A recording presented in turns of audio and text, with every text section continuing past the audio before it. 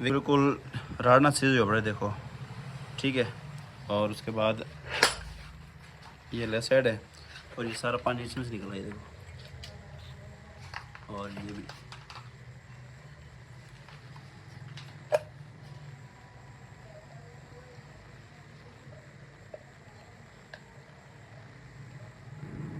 क्योंकि बिल्कुल फारग है, रिपेयरिंग होने के काबिल भी नहीं, क्योंकि इसमें रड़क भी है और एक कटा भी पड़ा ही है, क्योंकि रिपेयर होने के बाद कड़ा के मारेगा और खड़का भी देगा ये।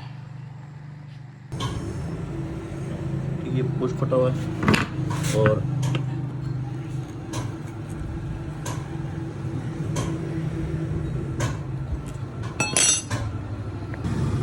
चौकी देख लग सी साहब मेहरबानी करो जो यार गड्डिया ना बने ने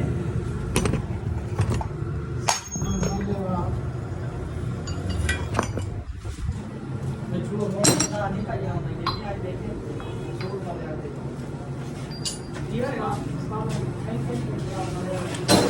क्या दोस्तों